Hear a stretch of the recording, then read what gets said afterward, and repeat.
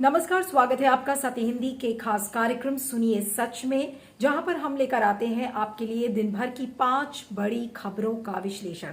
तो चलिए शुरुआत करते हैं आज की बड़ी हेडलाइन से। एबीपी सी वोटर सर्वे में उत्तर प्रदेश में लौट रही है बीजेपी और कैप्टन की कुर्सी गई। तालिबान का दावा, पंजशीर पर भी नियंत्रण, जश्न की फायरिंग में कई मारे गए। जजेस और देह व्यापार करने वाली महिलाओं को ढूंढ रहे हैं तालिबान, एक रिपोर्ट के मुताबिक। ममता बनर्जी को राहत, भवानीपुर सीट पर 30 सितंबर को उपचुनाव। और धर्म परिवर्तन के आरोप में गिरफ्तार 8 लोगों पर राज्य के विरुद्ध युद्ध छेड़ने का केस। चलिए शुरुआत करते हैं हमारी आज की पहली बड़ी खबर से, और वो है एबीपी सी वोटर का सर्वे। और उस सर्वे के मुताबिक आपको ध्यान है कि अभी 5 राज्यों में आज से करीब 5 या 6 महीने दूर 5 राज्यों में चुनाव है। उत्तर प्रदेश, उत्तराखंड, पंजाब, गोवा और मणिपुर। और एबीपी सी वोटर ने एक टेलीफोनिक सर्वे किया है और लोगों से कई मुद्दों के आधार पर टेलीफोन की बातचीत में काफी कुछ चीजें जो सामने निकल कर आई हैं वो एक तस्वीर देती हैं कि जो आने वाला विधानसभा चुनाव है इन 5 राज्यों का, उसमें क्या कुछ हो सकता है। लेकिन आपको शुरुआत में ही मैं बता दूं कि टेलीफोनिक इंटरव्यू और जो मेथोडोलॉजी इस सर्वे के लिए इस्तेमाल की गई है वो कितनी हकीकत में साबित होती है, उस डिस्क्लेमर के साथ ही मैं आपको यहां पर यह भी आगाह करना चाहूंगी कि हमेशा जो वोटर सर्वेज होते हैं वो चेंज होते रहते हैं, क्योंकि ये एक बहुत ही डायनामिक सर्वे होता है। कई चीजों का इन्फ्लुएंस इन वोटर सर्वेस पर होता है, और क्योंकि ये टेलीफोनिक इंटरव्यू है, बहुत सारे फैक्टर्स इसमें इन्वॉल्व हैं, तो ये कितना कुछ सही होगा, लेकिन एक छोटी झलक हमें जरूर मिल जाती है। उत्तर प्रदेश से शुरुआत करती हूं। उत्तर प्रदेश में ऐसा बताया जा रहा है कि बीजेपी को 259 से लेके 667 सीटें मिल सकती हैं। समाजवादी पार्टी को 109 से 117, बीएसपी को 12 से 16, कांग्रेस को 3 से 7 और अन्य के खाते में 6 से 10 सीटें आ सकती हैं। और किस आधार पर लोग यूपी में वोट करेंगे ये भी बहुत रोचक है। 3% लोगों ने कहा कि वो भ्रष्टाचार के आधार पर वोट करेंगे। लगभग 39% लोगों ने कहा कि वो बेरोजगारी पर करेंगे। 26% ने कहा कि वो महंगाई पर वोट करेंगे। 19% ने कहा कि वो किसानों के मुद्दे पर वोट करेंगे। 10% ने कहा वो कोरोना के आधार पर वोट करेंगे। उसके बाद जो वोट शेयर की अगर मैं बात करूं सिर्फ यूपी की, तो यूपी में बीजेपी को 42% वोट शेयर मिल रहा है, समाजवादी पार्टी को 30, बीएसपी 16, कांग्रेस 5 और अन्य के खाते में 7। और 45% लोगों ने यह कहा है कि वो योगी के शासन से वो बहुत खुश हैं, और केवल 20% लोग ऐसे हैं जो कह रहे हैं कि वो कम संतुष्ट हैं, और 34% लोग ऐसे हैं जो कि ये कह रहे हैं कि वो बिल्कुल भी असंतुष्ट हैं। उसी तरीके से उत्तराखंड में आप देख लीजिए, बीजेपी को 44 से 48 सीटें मिल रही हैं 43% वोट शेयर के साथ, कांग्रेस को 19 से 23% वोट शेयर के साथ, और आम आदमी पार्टी को 0 से 4 6% वोट शेयर के साथ। उसके बाद पंजाब का हाल आपको बताना चाहती हूं, जहां पर कैप्टन अमरिंदर सिंह की कुर्सी थोड़ा सा हिली हुई नजर आ रही है। कांग्रेस को 28.8% वोट शेयर मिल रहे हैं, शिरोमणि अकाली दल को 21.8, आम आदमी पार्टी को 35.5 और बीएसपी को 7.3। अब आपको बता दें कि 18% लोग ये कह रहे हैं कि वो अमरिंदर सिंह को बतौर मुख्यमंत्री देखना चाहते हैं। 22% लोग अरविंद केजरीवाल को मुख्यमंत्री के रूप में देखना चाहते हैं। 19% लोग सुखबीर बादल को देखना चाहते हैं। 16% लोग भगवंत सिंह मान को देखना चाहते हैं, और 15% लोग नवजोत सिद्धू को देखना चाहते हैं। और सीटों की अगर मैं बात करूं तो पंजाब का जो आंकड़ा अभी सामने आया वो वाकई में चौंकाने वाला है, क्योंकि आम आदमी पार्टी को 51 से 57 सीटें मिल रही हैं, कांग्रेस को केवल 38 से 36 सीट्स, आम आदमी पार्टी को मैंने ऑलरेडी बता दिया आपको, शिरोमणि अकाली दल को 16 से 24। और गोवा का भी वही हाल है, बीजेपी की सरकार वहां पे बनेगी। 22 से 26 सीटों के बीच का आंकड़ा सामने आ रहा है, कांग्रेस 3 से 7, आम आदमी पार्टी को 4 से 8। मणिपुर में भी बीजेपी सरकार बना रही है 40% वोट शेयर के साथ, कांग्रेस 35 और एनपीएफ 6%। यानी कि इन 5 राज्यों में बीजेपी सत्ता हासिल करने की पोजीशन में लग रही है। लेकिन ये अभी चुनाव 5 महीने दूर हैं, किस तरीके से समीकरण बदलेंगे, क्या कुछ फैक्टर्स प्ले आउट होते हैं, बहुत सारे फैक्टर्स होते हैं चुनाव में। लेकिन क्योंकि ये एक टेलीफोनिक इंटरव्यू था, बहुत सारे फैक्टर्स इसमें जुड़े हुए हैं और एबीपी सी वोटर के बारे में आपको बता दें कि उनके काफी क्रेडिबल सर्वेज होते हैं। तो इस खबर के मुताबिक बीजेपी वापस लौट रही है। तो वो जो एक परसेप्शन बन रहा था कि देखिए अब विपक्ष की रीढ़ अब दिख रही है, जो जनता के मुद्दे हैं वो विपक्ष उठा रहा है, तो जनता के मुद्दे जरूर हैं, महंगाई, भ्रष्टाचार, पेगासस जासूसी कांड, किसानों का मुद्दा, लेकिन इन सब के बावजूद लोगों का भरोसा बीजेपी में ही नजर आ रहा है। हालांकि ये सर्वे है और सर्वे किस तरह से बदल सकता है, बहुत सारे फैक्टर्स होते हैं, तो ये देखना होगा। इसके बारे में आपका क्या फीडबैक है जरूर बताइएगा। हम आगे चलते हैं। कुछ खबरें तालिबान और अफगानिस्तान से जुड़ी हुई। तालिबान का एक नया दावा सामने आया है जो कि विद्रोहियों का गढ़ है पंजशीर घाटी। तालिबान के जो कमांडर्स हैं उन्होंने दावा किया है कि अब उन्होंने पंजशीर घाटी पर कब्जा जमा लिया है। इस्लामिक मिलिशिया ने शुक्रवार को यह कहा था कि उत्तर काबुल के पंजशीर घाटी में उन्होंने कब्जा कर लिया है। जश्न की फायरिंग हुई, उसमें बहुत सारे लोगों के मारे जाने की भी खबर है।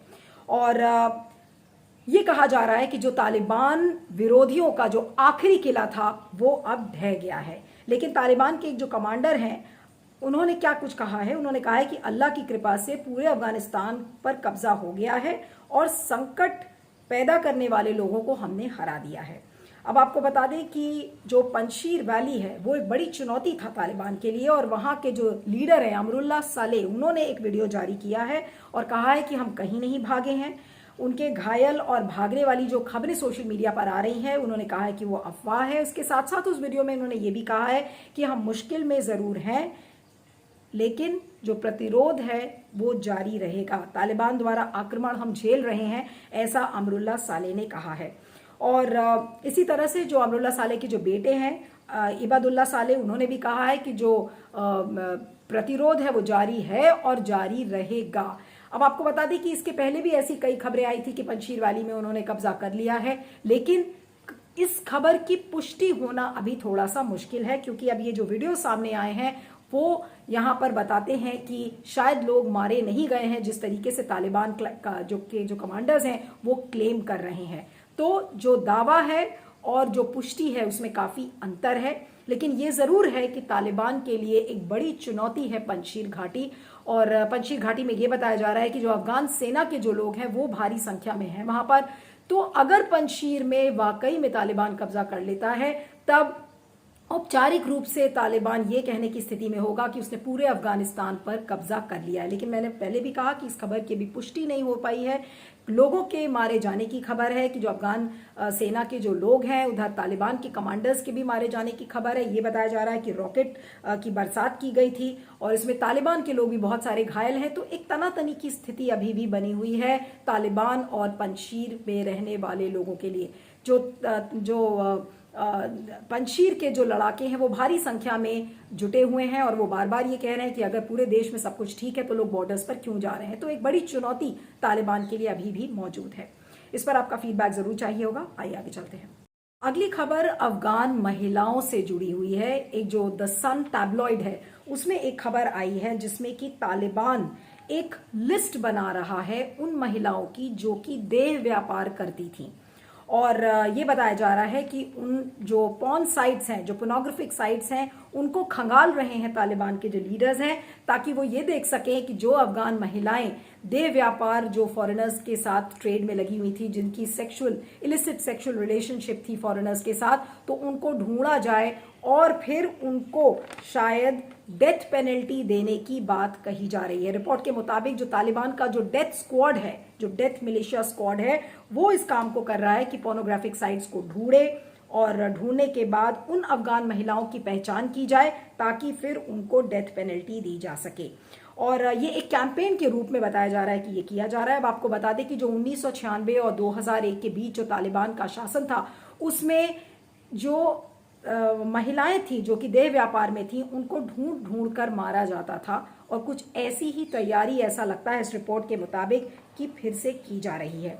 उधर महिलाओं की जो स्थिति है वो वाकई में बहुत खराब है। और महिला जजेस की अगर मैं बात करूं, 250 महिला जजेस हैं लगभग अफगानिस्तान में, और उसमें कई महिला जजेस जो कि अफगानिस्तान छोड़कर कुछ यूरोपियन कंट्रीज में चली गई हैं, बाकी देशों में, उनमें एक महिला जज की एक रिपोर्ट सामने आई है जो आज सारे वेबसाइट्स पर है। और वो उस महिला जज का ये कहना है कि जिन तालिबान के प्रिजनर्स को जेल भेजा था उसने, अब वो आप छूट गए हैं क्योंकि तालिबान प्रिजनर्स को छोड़ दिया गया है। तो इस तालिबान महिला जज है उसका ये कहना है कि अब तालिबान के लीडर्स का ये टारगेट होगा कि जो महिला जजेस हैं और जो ह्यूमन राइट्स डिफेंडर्स हैं उनको चुन चुन कर खत्म करने की कोशिश की जाएगी। तो एक बड़ी चुनौती महिलाओं के लिए है और वाकई में इस समय एकजुट होने की जरूरत है ताकि अफगान महिलाओं के साथ न्याय हो सके। और खासकर वो महिलाएं जो पिछले पूरी जो एक जनरेशन है महिलाओं की जिसने ये देखा है कि लोकतांत्रिक सिद्धांतों और मूल्यों के लिए कैसे लड़ाई की जाती है, उनकी रीढ़ दिख रही थी, उनकी आवाज सुनाई पड़ रही थी,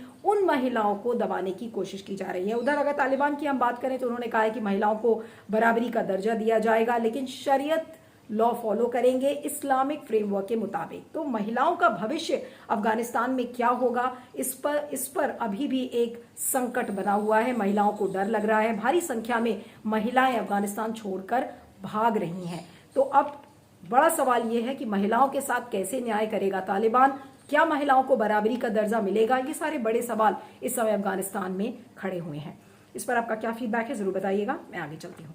बात करते हैं पश्चिम बंगाल की, जहां की मुख्यमंत्री ममता बनर्जी के लिए आज एक बड़ी राहत की खबर आई है, क्योंकि चुनाव आयोग ने यह ऐलान किया है कि जो भवानीपुर सीट है वहां पर उपचुनाव की तारीख की घोषणा कर दी गई है। 30 सितंबर को चुनाव है और 3 अक्टूबर को वोटों की गिनती की जाएगी। अब आपको याद दिला दें कि ममता बनर्जी नंदीग्राम से चुनाव हार गई थी, शुभेंदु अधिकारी जीत गए थे वहां से, और उसके बाद उन्होंने मुख्यमंत्री पद की शपथ ली थी। लेकिन शपथ लेने के बाद उनको किसी दूसरी कंस्टिट्यूएंसी से या किसी भी कंस्टिट्यूएंसी से 6 महीने के अंदर अंदर चुनाव जीतना होगा, और अगर वो चुनाव नहीं जीत पाती तो फिर उन्हें मुख्यमंत्री पद खोना पड़ता। तो एक बड़ी राहत आज आई है ममता बनर्जी के लिए। और जो शोभन देव चट्टोपाध्याय हैं उन्होंने रिजाइन कर दिया था भवानीपुर सीट से 21 मई को, और वो क्योंकि चाहते थे कि ममता बनर्जी वहां से चुनाव लड़े। तो अब ममता बनर्जी के मन में जो पशुपेश था और जो बार बार ये आरोप लग रहे थे कि देखिए चुनाव आयोग जो है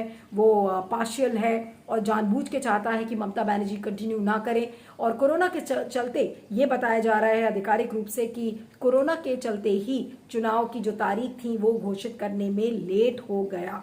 लेकिन एक बड़ी राहत है, और जो ये आरोप बार बार लग रहे थे कि चुनाव आयोग पक्षपात करता है और वो जानबूझकर ये इलेक्शन अनाउंस नहीं कर रहा है, तो वो भी आरोप आज थोड़ा बहुत खारिज होते हुए नजर आ रहे हैं। लेकिन अब देखना ये होगा कि जो बचे कुचे दिन हैं, कुछ ही दिन रह गए हैं, और इन दिनों में अब भवानीपुर सीट में ममता बनर्जी कैसे लोगों के बीच जाती हैं, किन मुद्दों को रखती हैं, ये देखना होगा। लेकिन इसके अलावा भी और भी कई सीट्स हैं जहां पर बायपोल्स को अनाउंस किया गया है। लेकिन फिलहाल ममता बनर्जी के लिए एक बड़ी राहत है।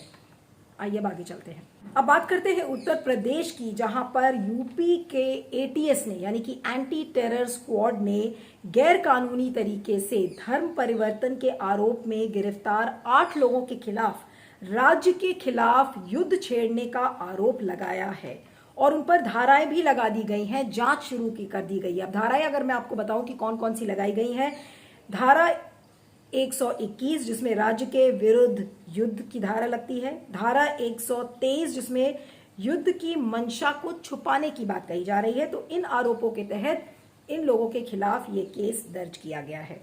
और लेकिन अब आपको बता दें कि सवाल ये है कि राज्य के विरुद्ध युद्ध का केस आप तभी लगाते हैं जब हथियारबंद तरीके से कोई शासन व्यवस्था को उखाड़ने की बात कही जाती है। तो यहां पर अभी ऐसा कुछ नहीं आया, लेकिन फिलहाल आपको बता दें कि जो नेशनल इन्वेस्टिगेशन एजेंसी है एनआईए ने 2 लोगों को जून में गिरफ्तार किया था। मोहम्मद उमर गौतम और मुफ्ती काजी जहांगीर को दिल्ली से गिरफ्तार किया था, और बाद में 8 लोग और भी गिरफ्तार हुए थे।